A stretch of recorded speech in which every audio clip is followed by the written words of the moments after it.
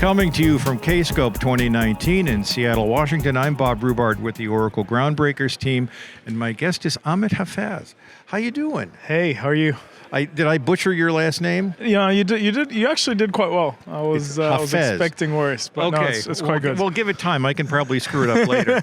Tell me where you work and what kind of work you do there. What keeps you busy during the day?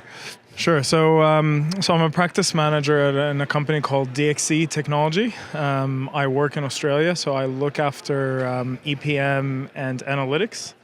I'm responsible for the Western Australian and Southern Australian region. And how long is that flight from Seattle to Australia? It actually took me about 26 hours to get here. Oh, and that's on a plane. It was on a plane. Yeah, I wasn't swimming. But it's kind of funny because lost my bags ended up going a different route to where I ended up. So they ended up in Portland, and I ended up here. They did catch up with me eventually, but it's a story. That's always a good thing. Yeah. Now, you have 2 sessions on the schedule here. Both of them are focused on PBCS. Tell me about those sessions. Sure. So the first one is PBCS and OACS, a match made in heaven. And basically, PBCS is planning and budgeting cloud technology for Oracle. And OACS is the enterprise analytics tool for Oracle. And basically, I tell a story there where the combination of those tools give us reporting capability that the business needs, but using OACS, I'm able to do enterprise analytics, not just for the data that's within PBCS, but to extend beyond that for all your source systems within your organization, and the ability to link data sets to PBCS that are outside of the PBCS landscape. So very interesting in today's world. AI, machine learning are quite hot topics, and it's very interesting to see sort of the headway that Oracle is making in this space. So the session is predominantly what is the reporting capability within PBCS and how you can extend that with OACS for machine learning, advanced analytics, and linking to sources outside of PBCS.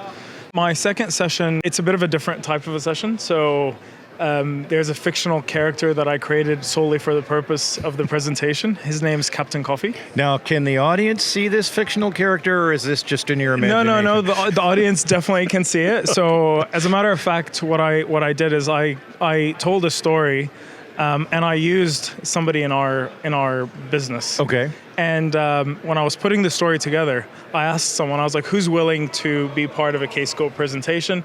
The idea is you're going to be Captain Coffee. Captain Coffee is a character that is not necessarily lazy by nature, but wants to automate as much as possible and do as little as possible, but really engage in doing the things that challenge his intellect and things that excite him, I guess, versus doing the repeatable, menial, mundane tasks that he doesn't like doing. So when I put that out in the office, obviously not everyone put their hand up to be that character for me, but one person did. Imagine that. Yeah, I know, right? But eventually one person did, and I ended up paying them in coffee for taking pictures. So the agreement was 1 cup of coffee for every picture that I eventually posted. So I ended up, owing them, 6 cups of coffees across a week, which was fine. But it's a really interesting way of telling a story of how through automation and standards,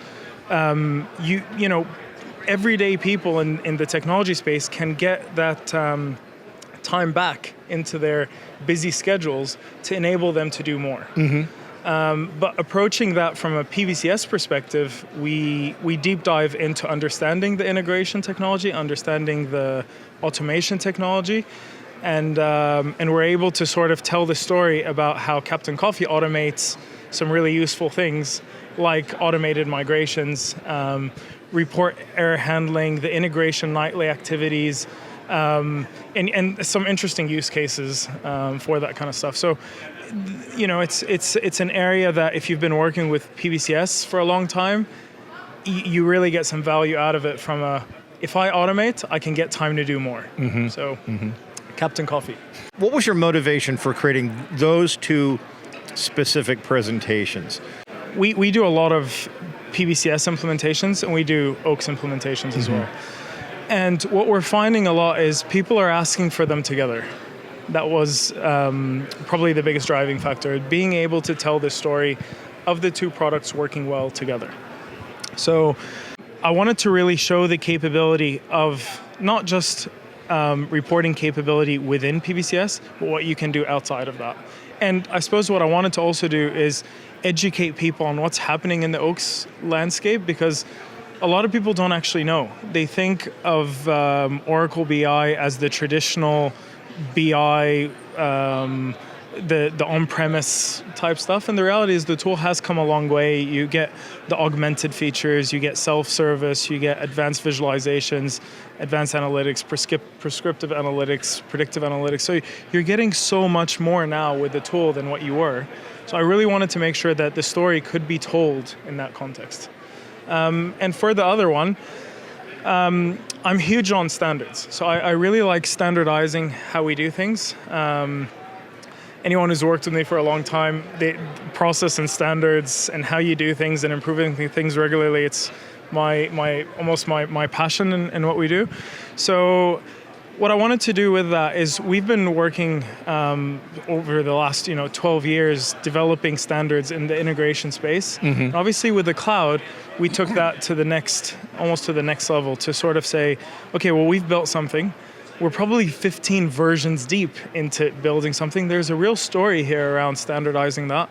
And I just wanted to show people that as part of doing that, you can actually save time in your day and get that back to either relax a bit so you're not burning yourself out at work, or spending the time doing other things. Speaking of time, so you've just described 2 sessions. Those are 45 minutes each? Yeah. Okay, so that's 90 minutes of your time here at Kscope. What are you doing with the rest of the time? What sessions are you attending? What are you hoping to learn while you're here? Look, there's the amount of people that, through social media that, I've been in touch with, never met before. I got a chance to meet the top level industry experts, people that I thought of as friends without meeting. Now I've actually put the name to the face of a lot of these people, and it's been really exciting meeting them and having people come up to me and say, hey, you're the Hyperion Jedi. We actually know you. And me recognizing people from their Twitter pictures and stuff like that. And sometimes a lot of us have names like, a Space Lady, or, Hyperion Jedi, or, a Space Down Under. And, there's names that aren't necessarily people's names. So one of the first thing I was doing is, hey, what is your actual real name? Because so definitely connecting with people. One of the other things, I really wanted to know what the industry felt about the Oracle product toolset. So I was talking to a lot of people that have customers that are in different stages of their journey with Oracle products. Some of them are still on-premise, some of them have gone to the cloud, and with different tool sets. So that's been really exciting for me. But I suppose the biggest thing, Oracle has made a lot of announcements. And being in Kscope, I mean, they were in the George Lucas ranch, sending us a live feed about, what's happening with the product tool set with OACS. PBCS, we got a lot of information on. So getting to know what's the latest that is happening in the industry and with our tool set specifically has been very valuable. But I would say the most interesting thing for me has been attending sessions where I'm getting to hear about what other people are doing with their tool sets and how they're using things and things like that, just to get what is something really cool that you've done that can potentially be useful for what we do. Yeah. So very useful, my entire experience. What trend or technology do you think will have the greatest impact on what you do over the next, say, 5 years? So without a doubt, I would say machine learning and AI. Definitely. I mean, every presentation I've attended, almost on all the booths that you walk across, in some shape or form, that is mentioned. Yeah. And the fact that it is seems to be driving how the product is being developed. So the product is starting to be developed with machine learning and AI built in. And where it's really interesting is that before, the concept of machine learning and AI really stayed in the realm of data scientists and what have you. Now, the power of that and the capability is being given to normal users without that necessarily having that knowledge or having that background. So I think the fundamental shift is that the tools are going to be guiding us a lot more, and not having our human bias on how we assess the data. Yeah. So that's how I see the technology changing. So how jet lagged are you?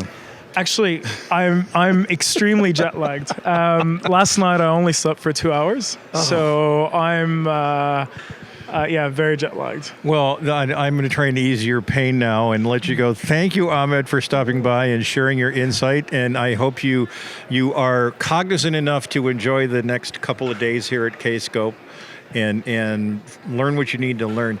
And thank you for watching. I'm Bob Rubart with the Oracle Groundbreakers team. Stay tuned.